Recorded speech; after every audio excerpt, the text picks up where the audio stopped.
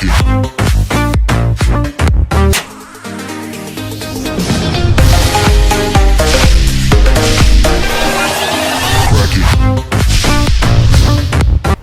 mesdames et messieurs dans votre émission, dans votre plateau économique. Cette émission qui décrypte avec vous, ça fait déjà plusieurs moments, l'actualité économique en RDC et partout dans le monde. Nous échangeons, vous et moi, comme j'aime le dire, sur tous les sujets économiques qui frappent notre pays et qui nous intéressent de plus près. Merci d'être sur Média Business Télévision, mais également sur tous les réseaux sociaux où nous avons l'habitude de travailler, de parler et d'échanger sur les questions d'actualité. Aujourd'hui, nous allons parler autour d'un terme qui n'est pas de moindre et vous allez aussi découvrir avec qui nous allons discuter de ces choses. Nous allons aujourd'hui parler de ce thème, l'entrepreneuriat privé face aux défis du moment. Aujourd'hui, c'est comme un mot qui est un peu en vogue, l'entrepreneuriat. Alors, nous allons parler avec quelqu'un que vous allez découvrir ou que certains connaissent déjà, qui est un grand entrepreneur en RDC. C'est Monsieur Pépel Loubo, à qui je dis bonjour et bienvenue sur notre plateau. Bonjour madame, bonjour, j'espère que vous allez bien. Nous allons très bien et vous aussi vous allez bien. Nous sommes honorés de vous recevoir sur notre plateau de tableau économique. Monsieur Pépel Loubo est ancien directeur d'exploitation à Vodacom. Il a aussi un master dans la sécurité des réseaux, mais il est aussi président d'Acoustic, l'association congolaise des sous-traitants dans la technologie de l'information et de la communication. Alors, Monsieur Pépel, quel serait le titre que vous aimez? Boss, chairman, CEO? Quel est le titre que vous aimeriez qu'on connaisse? Non, écoute, j'aurais préféré que les gens, même mes agents, la façon dont moi je travaille, ils m'appellent toujours chairman. Il y a d'autres qui m'appellent par mon nom. En fait, j'ai un système un peu trop anglophone. Et je n'ai pas cette histoire de chef, des titres et tout ça. Moi, je compte souvent sur les résultats. Tu comprends? Donc, quelqu'un qui m'appelle Pépel, ça va. Il m'appelle chairman, ça va être tout simplement président, parce que je suis le président de la société, WSTD. Et d'autres, ils peuvent m'appeler DG, il y a d'autres qui m'appellent. Mais quand quelqu'un m'appelle Pépel, ça me va. Voilà. Pouvez-vous nous parler brièvement de votre entreprise et de ses origines, puisque nous parlons de l'entrepreneuriat? Ah, ok. Et de ses origines. Voilà, je suis le responsable d'abord de la société WSTD, d'autres appellent ça OSTD. La société WSTD a été créée en 2015. D'abord en 2012, c'était d'abord un établissement. Et parce que pendant cette période-là, j'étais en train d'œuvrer dans une autre société qui faisait pratiquement la même chose que ce que je fais aujourd'hui. Alors ça ne me permettait pas vraiment d'étendre les activités de ma société. Et actuellement, depuis 2015, je l'ai transformé en société.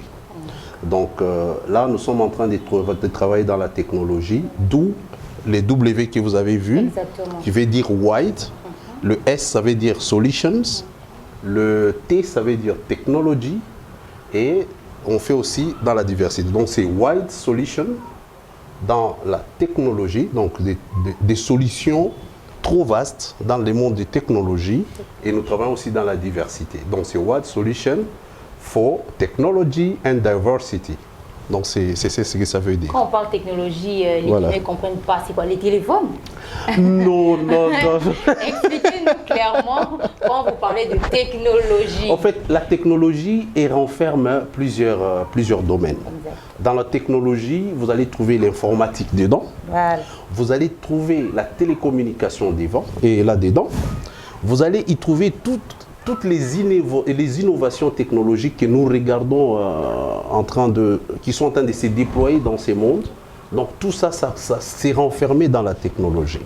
Je n'ai pas vraiment un sens un peu trop réduit pour que les gens puissent comprendre ça. Mais moi, je sais quand on parle de la technologie, ce n'est pas les téléphones. Ce n'est pas ce que vous sous-entendez. Mais c'est quand même un domaine pas très exploité, surtout dans l'entrepreneuriat en RDC. Oui, vous avez quand même été courageux d'investir dans ce domaine. Comment vous vivez cette époque? Comment vous vivez cela, surtout après la période difficile de la Covid-19? Bon, tout d'abord, être entrepreneur, ok, c'est avoir une vision. Pour être un entrepreneur, tu dois avoir une idée de ce que tu veux faire. Et pour moi, je me dis toujours, si tu veux devenir entrepreneur, la première des choses, tu t'es fait d'abord une liste d'idées. Et c'est dans cette liste d'idées que tu vas trouver une idée qui va t'orienter à accomplir un projet quelconque. Ou bien, tu as une idée qui va te permettre à ce que tu puisses exécuter des projets et ces projets-là doivent t'apporter un revenu quelconque. Et quand ça t'amène les revenus, ce n'est pas ton revenu à toi-même, tu dois les partager. D'abord, un, tu dois fructifier ta société. Deux, tu partages, c'est-à-dire tu as créé de l'emploi et tu pourras aussi payer des gens avec ces mêmes revenus. Ok? Et tu dois te payer aussi toi-même. Donc c'est un peu ça. Donc moi, avec cette vision, en tant qu'entrepreneur dans la technologie, c'est l'idée que j'avais eue. Je me suis dit, qu'est-ce que je dois faire aujourd'hui si je mettais une société en place? J'ai mis autant d'idées sur la table. Je regarde quels sont les besoins de notre population. Ou je regarde quel est le secteur où je peux m'investir mieux. Pas nécessairement parce que moi-même j'ai fait la technologie, j'ai fait les sciences informatiques dans la sécurité. Mais il y a d'autres, tu peux être médecin, mais aujourd'hui tu deviens responsable, par exemple, d'une boutique. Tu comprends? C'est une idée qui vient, c'est une vision qui vient. Un médecin, mais qui a une boutique. Et moi, quand je me suis investi dans la technologie, c'est parce que je savais qu'il y avait un besoin. Aujourd'hui, par exemple, j'accompagne les réseaux de télécommunications. J'accompagne des sociétés. Je fais la consultance pour des sociétés qui veulent faire, par exemple, la numérisation de leurs entreprises. La numérisation, pas comme projet. Parce qu'il y a des gens qui confondent. Hein, et aujourd'hui, quand on parle de numérique, les gens ils pensent que c'est un projet. Moi, je ne prends pas ça comme un projet. Pour moi, ce n'est pas une activité. Ce n'est pas une activité. Mais je prends la numérisation comme une partie intégrante des stratégies d'une société. C'est-à-dire, la numérisation doit vivre avec la société. Toutes les stratégies pour que la société se développe, je mets la numérisation dedans. Donc, je suis dans la consultance de ça. Pourquoi? Parce que quelqu'un aujourd'hui, il crée son hôpital, mais il ne sait pas, par exemple, comment faire un système tel qu'on peut facturer les malades. Par exemple, on peut informatiser tous les systèmes de l'hôpital, par exemple. Donc, il faut des gens, des entrepreneurs comme nous, qui avons quand même une idée sur ce qui doit se passer. C'est pourquoi, pour répondre à ta question, je suis très à l'aise dans ce que je fais. Tout simplement parce que je me suis dit que je serai les résultats ou je serai la réponse de certains besoins que les gens sont en train de présenter sur la table. La Covid-19 ne vous a pas dérangé? Et la COVID-19, bien sûr, ce n'est pas seulement moi. La Covid-19 a impacté pratiquement non seulement les entreprises, mais ça a impacté d'abord l'économie en général. Et qui parle de l'économie, on regarde tous les secteurs commerciaux, toutes les activités. Quand on dit économie, on regarde les activités principales. Dans mon cas précis, effectivement, l'année 2020, ça n'a pas été facile. Nous avons pu fermer même d'autres départements. J'ai pu mettre certains agents d'abord en congé technique parce que là, il n'y avait pas, tous les bureaux étaient fermés d'abord avec les confinements. Le confinement, et oui. Tout le monde était frustré avec, ils avaient peur du corona. Et on se disait, mais quand quelqu'un te touche, tu as le corona. Alors, j'étais obligé de mettre certains agents en congé technique. Et j'en ai perdu même un, je crois que c'était à cause des soucis, du fait qu'il restait à la maison et tout.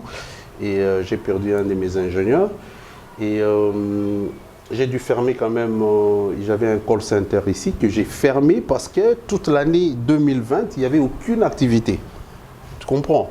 Donc tu peux t'imaginer un peu l'impact qu'il y a eu avec ces Covid-19. Monsieur Pepel, quelles sont les grandes difficultés auxquelles sont soumis aujourd'hui les entrepreneurs en RDC? Bon, les difficultés en tout cas, il y en a énormes. Les plus grandes, je citerai d'abord un. Les entrepreneurs congolais ne sont pas encadrés. Ça, c'est la plus grande difficulté qu'on a. Encadré, avant même qu'on arrive... Par l'État, par le gouvernement? Oui, par le gouvernement, bien sûr. Avant même qu'on parle des finances d'abord. L'encadrement dont j'ai fait allusion, c'est quoi? Quelqu'un qui s'amène au guichet unique aujourd'hui. Il s'est dit, je vais créer une société. Moi, je pense qu'au niveau des guichets uniques, on devait être à mesure d'avoir, par exemple, une cellule d'encadrement pour des gens qui veulent s'intégrer dans l'entrepreneuriat.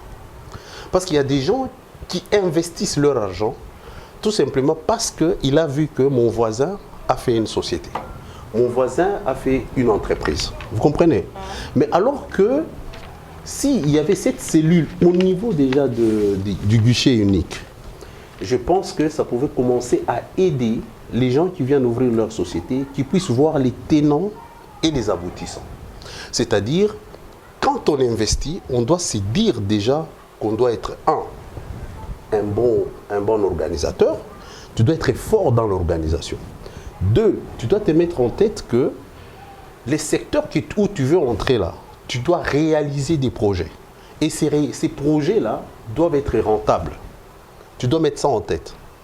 3, tu dois mettre les risques que tu vas courir avec ton investissement. Parce que les gens mettent de l'argent, mais on dit toujours c'est à tes risques et périls. Tu ne sais pas si ça va te rapporter ou ça ne va pas te rapporter. C'est comme qui dit celui qui ne prend pas des risques, ok, il ne pourra jamais gagner. Donc il faut prendre des risques pour gagner. Donc il y a ces secteurs-là, ces 3 choses, l'organisation, la réalisation et le risque d'investissement. Alors si les gens comprennent ça, je pense que ça serait un très bon encadrement qui pourra faire de sorte que tous les jeunes entrepreneurs qui entrent dans notre secteur d'entrepreneuriat, bien sûr, vont se retrouver en train de fructifier leur société. Alors, les difficultés, c'est quoi? Sur terrain, on trouve plusieurs entreprises.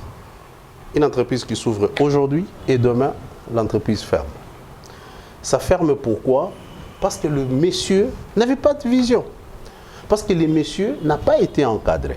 Est-ce que c'est seulement un problème de vision ou exactement. Ils ne savent pas justement dans quoi ils ont des rêves plein la tête parce qu'on se dit aujourd'hui être entrepreneur, oui, c'est récolter facilement de l'argent, tu es ton propre boss. Comme non. Est-ce que c'est un problème de vision? On se dit que c'est un problème, je dis et j'insiste là-dessus. L'entrepreneuriat se repose sur une vision. Si vous n'avez pas de vision, si vous n'avez pas le temps de faire les idées d'entreprise, ce que je venais de vous dire tout de suite, c'est-à-dire tu listes un certain nombre d'idées et parmi ces idées, tu en détiens une pour dire voici l'idée avec laquelle je vais faire avancer mon entreprise que je vais mettre en place. C'est-à-dire tu mets quelque chose, comme on dit, l'étude des faisabilités. Tu te dis, l'étude des faisabilités, comment je vais m'y prendre? Par où je vais commencer?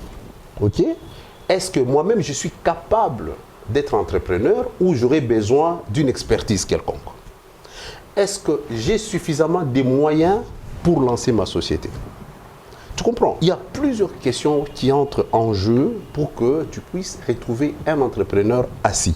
Bien sûr, il y a toujours des difficultés dans l'entrepreneuriat parce que je n'ai pas encore abordé une autre partie, parce que je t'ai juste parlé de l'encadrement sans toutefois parler des finances. Parce qu'aujourd'hui, la plus grande difficulté, c'est quoi? Vous n'avez pas de vision, vous créez votre entreprise, après 1 mois, après 2 mois, vous commencez, c'est le déclin. Tout commence à descendre.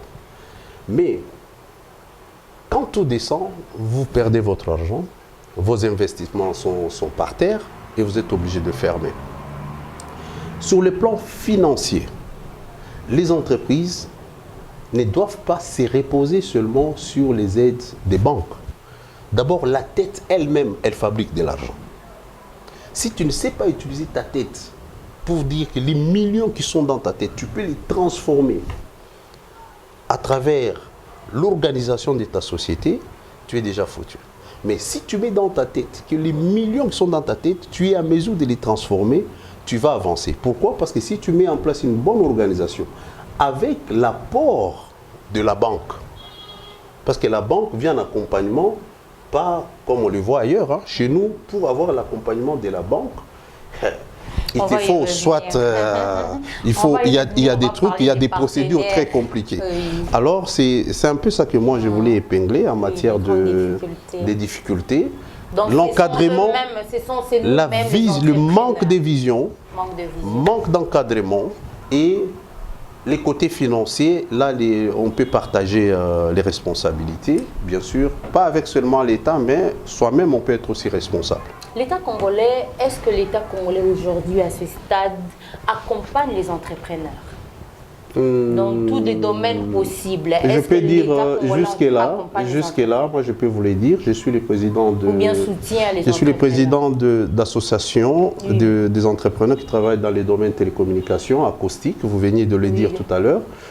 La plus grande difficulté que nous rencontrons aujourd'hui par rapport à l'État congolais, nous avons un ministère des PME, par exemple, ça c'est juste entre parenthèses. Ce ministère des PME, dernièrement, je crois l'année passée, je ne me trompe pas, ils ont lancé un programme qu'on a appelé les PADEM PME.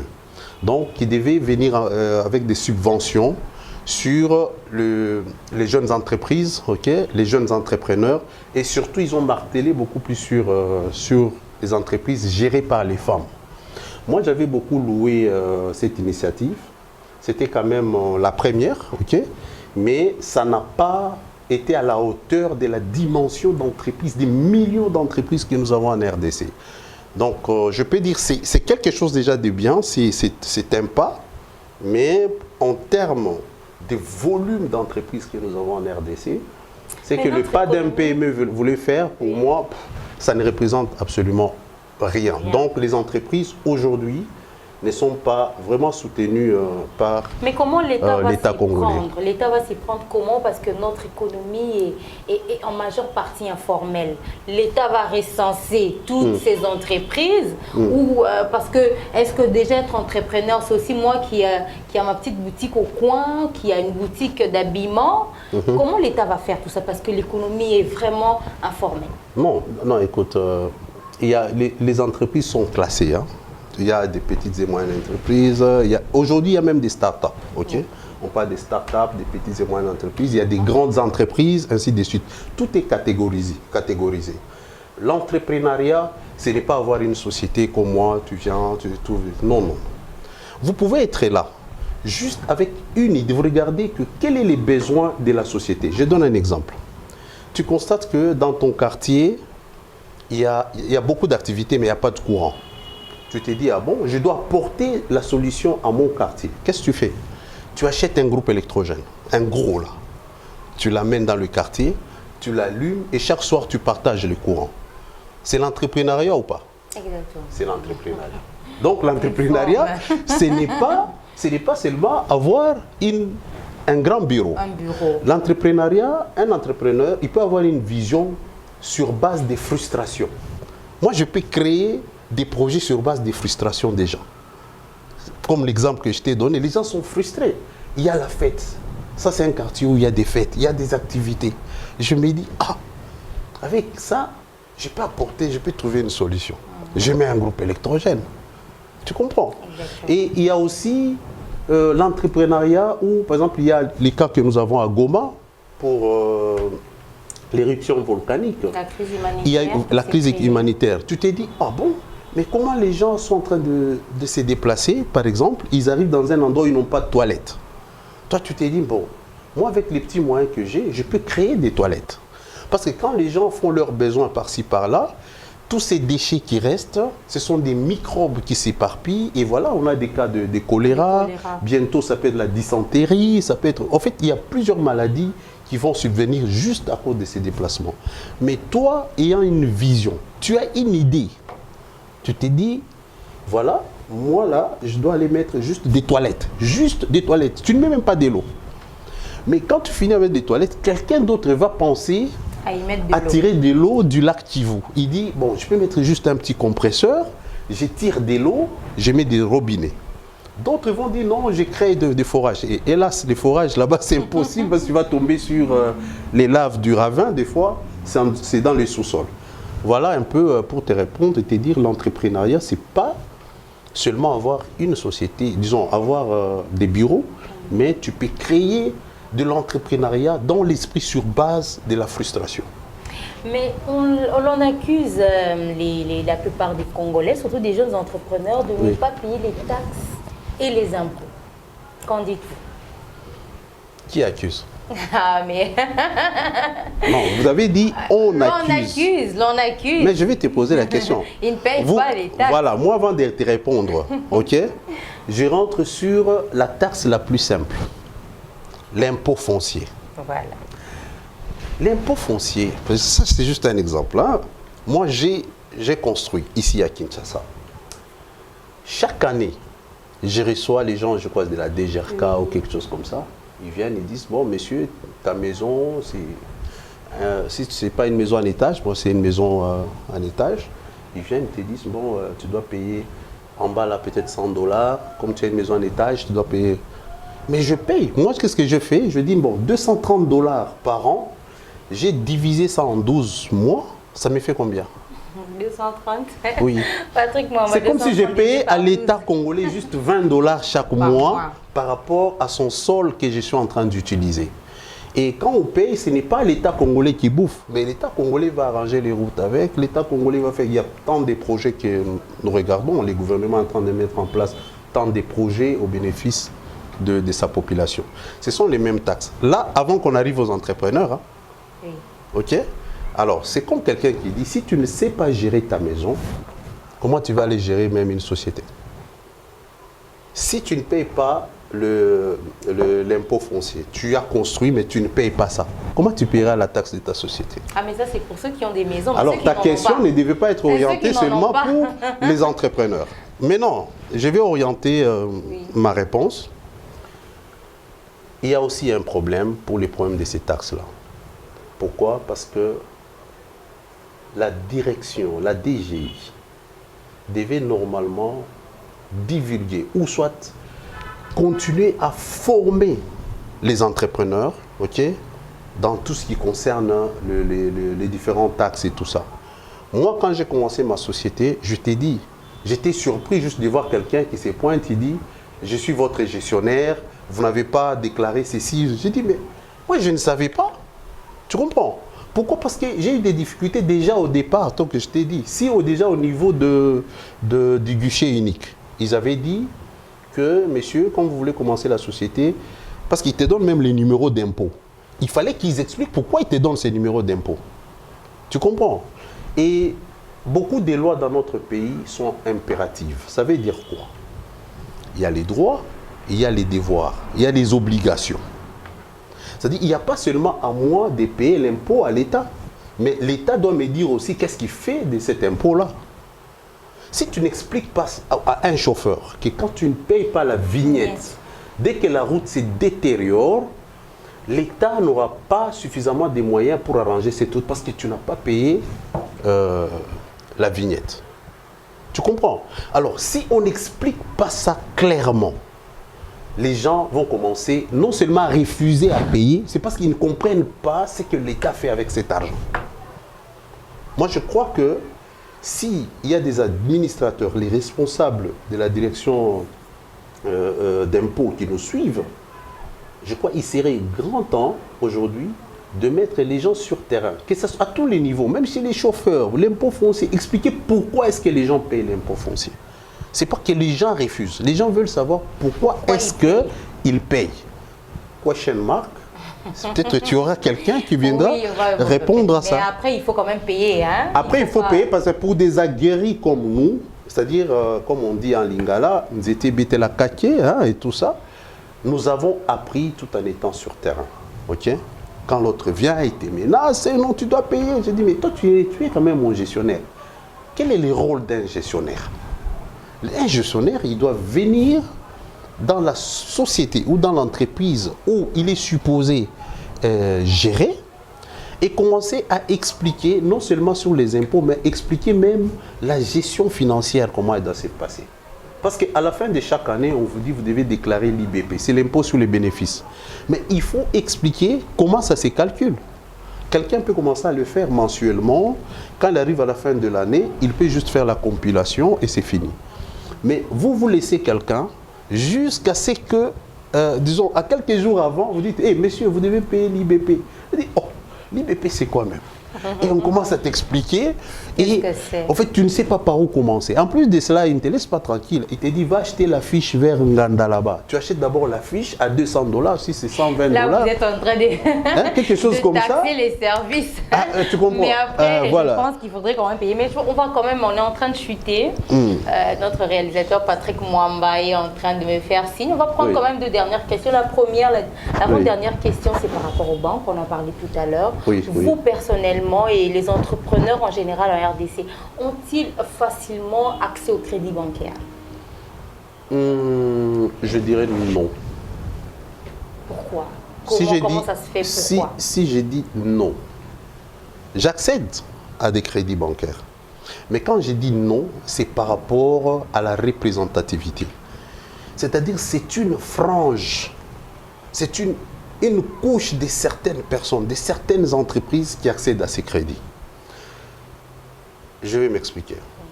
Chaque fois quand je me mets, je me dis, le chef de l'État, il avait dit qu'il va faire des entrepreneurs congolais ou du Congolais des millionnaires, n'est-ce pas? On a applaudi. On dit non, merci, monsieur le président. Maintenant, un jeune garçon qui vient de l'université, il fait son start-up. Il crée une application qui doit lui faire $1 million. Il part avec, il présente ça à la banque. La banque lui dit ceci: monsieur, c'est bien bon votre projet, mais nous, on ne peut pas vous donner de l'argent comme ça, parce que c'est votre première fois de venir à notre banque. Vous n'avez pas de garantie. Non, d'abord, c'est votre première fois. Il fallait quand même nous montrer qu'il y a un flux, des entrées, des sorties. Ok, c'est bon. Et puis, il faut l'hypothèque.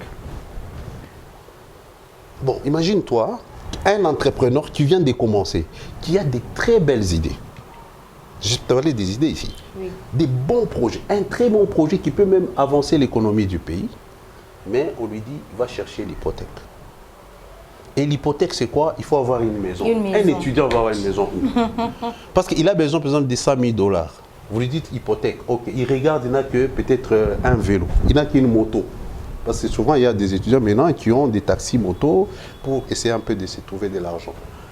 Il n'a qu'une moto qui ne vaut que moins de $1000. Quand est-ce qu'il aura les sommes? C'est pourquoi vous voyez beaucoup de nouveaux entrepreneurs, ils sont en train de tomber.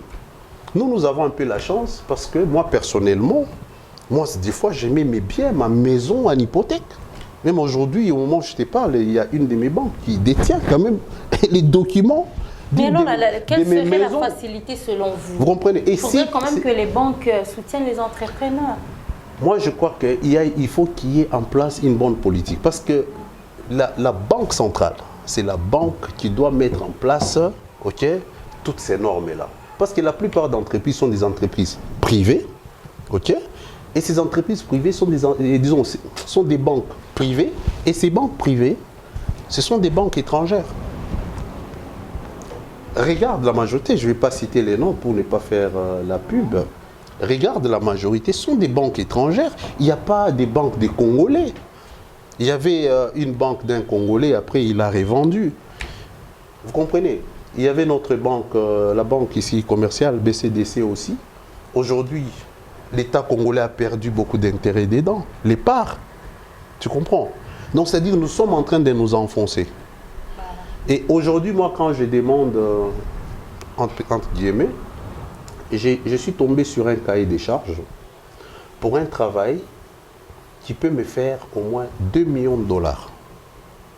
Et sur un travail que j'ai toujours fait. Ma société fait ça, on a toujours fait ça. Et dans ces cahiers des charges, on donne une condition. On te dit qu'il faut prouver que vous avez $1 million dans votre compte. Tu as compris? Ces cahiers des charges-là, c'est un cahier des charges qui a été conçu par un des ministères ici chez nous, en RDC. dis-moi maintenant, ces ministères-là qui travaillent dans un gouvernement sous la présidence du président que j'aime bien, Fathi, qui dit qu'il veut faire des Congolais des millions, des millionnaires, mais dans l'entretemps, il y a un cahier des charges qui demande aux Congolais qui ont de l'expertise d'aller présenter $1 million dans les comptes. Question mark. Montrez-nous si vous avez au moins une ligne de crédit d'1 million. Question mark. Montrez-nous si vous pouvez nous faire une garantie bancaire de $50 000. Question mark. Pour faire une garantie bancaire, il faut avoir le même montant dans votre compte. Si vous n'avez pas ces montants-là, vous pouvez avoir l'équivalent. Soit vous pouvez prendre votre maison, vous mettez en hypothèque et tout ça. Maman, dis-moi quand est-ce que le Congolais deviendra millionnaire? Ah là, c'est impossible. Mais quand on dit 1 million, c'est-à-dire que c'est une brèche qu'on est en train d'ouvrir aux étrangers. On ouvre ça aux étrangers. Pourquoi les étrangers? Parce que la plupart des pays, je parle bien des Occidentaux ou même en Afrique ici, leur pays s'est organisé de sorte que les entrepreneurs puissent avoir des crédits. Mais lui, s'il tombe sur ces cahiers des charges du Congo, il vient, il vous présente une ligne de crédit. Et on lui octroie les marchés. C'est pourquoi ici, chez nous, les marchés des Congolais se trouvent surtout dans notre domaine. Chez les Tunisiens, chez les Égyptiens, chez les Marocains, chez les Sud-Africains. Pourquoi ça tombe entre leurs mains? Ce n'est pas parce qu'il n'y a pas d'expertise au Congo. Ça tombe entre leurs mains tout simplement parce que les exigences des banques privées aujourd'hui ne permettent pas à ce que l'entrepreneur congolais puisse avancer. Voilà. Je crois qu'on va clôturer avec... Je crois que c'est clair. Oui, c'est très clair. nous allons vraiment, c'est un sujet, nous allons donc c'est fini, madame. Nous étaler. Non, une toute dernière. Non. Monsieur Vevelubo, une dernière question, mais je pense que vous allez parler au nom de tous ceux qui sont entrepreneurs. Oui. Qu'attendez-vous du gouvernement Sama Lukonde par rapport à votre secteur? Et je crois que ce sera votre mot de la fin. Bon. Moi, je vais regarder en face de votre caméra pour dire que les gouvernements que nous avons actuellement, on l'a appelé un gouvernement des warriors. Et moi, je voulais adresser cette idée, au fait, au gouvernement. Les entrepreneurs congolais, quel que soit l'âge, qui n'ont pas d'hypothèque, qui n'ont pas la possibilité d'accéder à des lignes de crédit. Moi, je voudrais que vous puissiez vous mettre avec les responsables de la Banque centrale qui est en train de gérer toutes les banques, que ce soit privées ou les banques, je ne sais pas quoi, essayer un peu de mettre en place un mécanisme qui doit être à mesure d'octroyer aux Congolais qui sont à mesure d'exécuter un projet X, qu'on puisse leur octroyer les crédits, les lignes de crédit. Surtout quand il s'agit d'un projet où on lance un cahier des charges.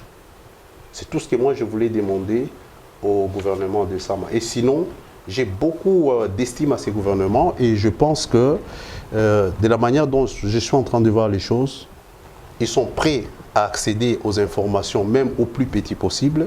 Donc moi aussi, j'ai fait partie de ces plus petits possibles. Et ça, c'était ma recommandation. J'espère que ça sera fait bientôt. Voilà, il espère que ça sera bien fait bientôt. Nous espérons aussi cela pour tous les entrepreneurs de la RDC, comme j'aime le dire, de Kinshasa, de Goma, de Mbandaka et d'un peu partout. Nous recevions pour vous monsieur Pepe Lubo, chairman de OSTD, avec qui nous avons parlé de l'entrepreneuriat privé face aux défis du moment. Je pense que vous avez retenu ce qu'il faut faire et je pense que tous les services de l'État ont reçu les recommandations, mais aussi nous voulons, par cette émission, continuer à pousser les jeunes entrepreneurs à ne pas baisser les bras. Vous avez entendu ce que M. Lubo a dit, ayez une vision et accrochez-vous à cette vision. Merci de nous avoir suivis sur Média Business Télévision, sur les réseaux sociaux. On continue à discuter, on continue à chatter et on va se revoir la semaine prochaine avec le même plaisir et sur les mêmes antennes. Au revoir. Cracky. I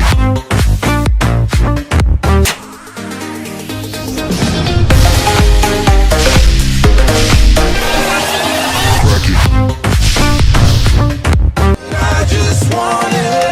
Can you see myself? Can you see myself?